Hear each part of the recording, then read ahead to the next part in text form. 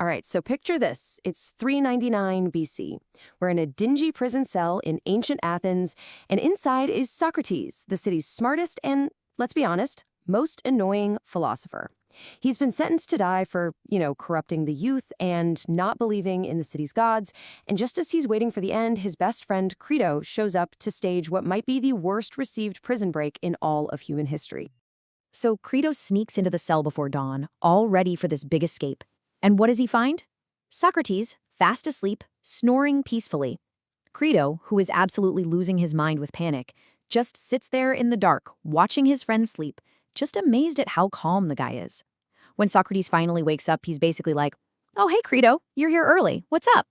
Seriously, the man has zero survival instinct. Crito just cuts right to the chase. He's got terrible, terrible news. The special ship from Delos, the one whose absence was delaying the execution, is about to dock. And you know what that means.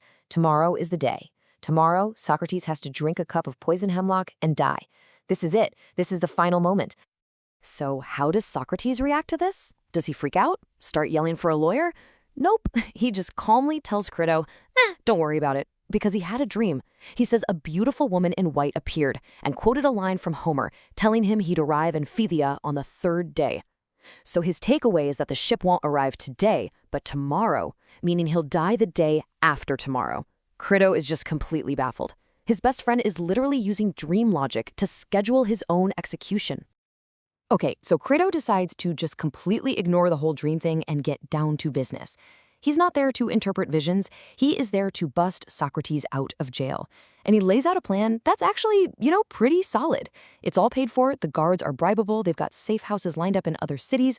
All he needs is for Socrates to just say yes.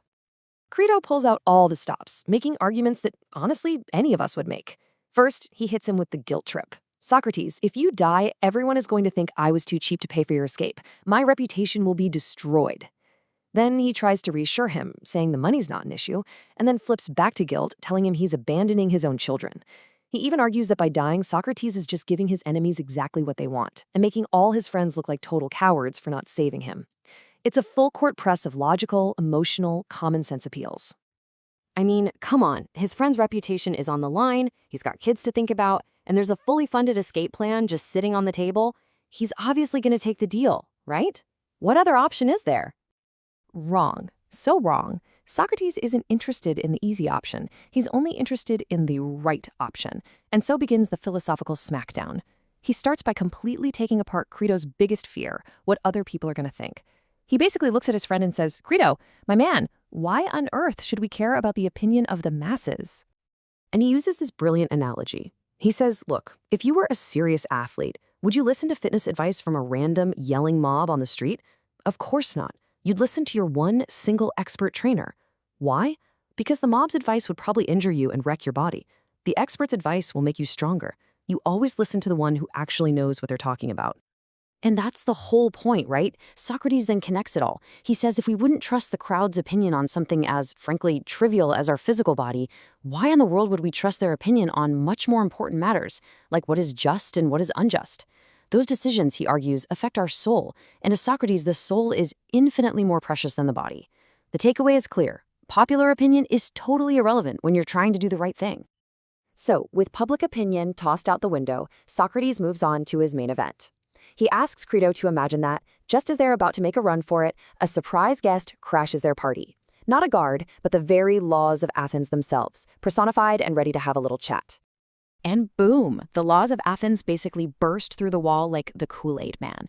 They get right in Socrates' face and ask, "Socrates, what exactly do you think you're doing? By escaping, aren't you trying to destroy us, the laws, and the entire city?" Their point is, a state can't survive if any old citizen can just decide to ignore its legal judgments. This is the very beginning of what we now call the social contract argument.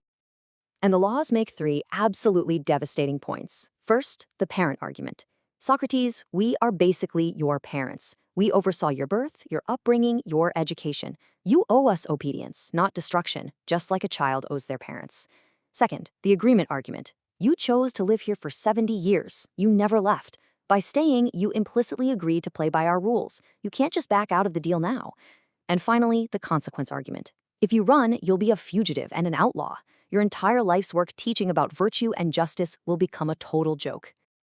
And oh man, the laws really twist the knife on that last point. They paint this humiliating picture of Socrates as a pathetic old man, putting on a silly disguise, maybe a shepherd's cloak and a fake beard, just to cling to a few more miserable years of life. He'd have to go live in some lawless backwater, where he'd be nothing more than a funny story people tell at dinner parties about the great philosopher who talked a big game but ran away like a coward when things got real. Well, this philosophical barrage is just way too much for Crito. All his practical, emotional arguments about money and reputation and family, they just completely crumble against the massive logical force of what Socrates is saying, speaking through the voice of the laws. And with that, Crito just gives up. He's got nothing left. No, Socrates, he says, I have nothing to say. Socrates has just systematically demolished every single one of his reasons for escaping.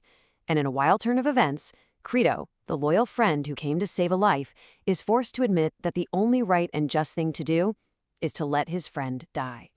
Socrates says that the arguments of the laws are ringing so loudly in his ears that he can't hear anything else. He's not being defeated. He's choosing to accept his fate, because for him, it's the only path that's consistent with the principles he's lived by his entire life. It is the just way, and therefore it is the only way.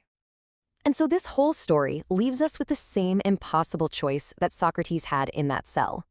If you truly believe the state has wronged you, that a verdict is unjust, do you have the right to defy it? Or are you bound to honor the agreement you made by living in that society, even if it costs you everything? The state demands justice, but your life is on the line. What do you do when you can't have both?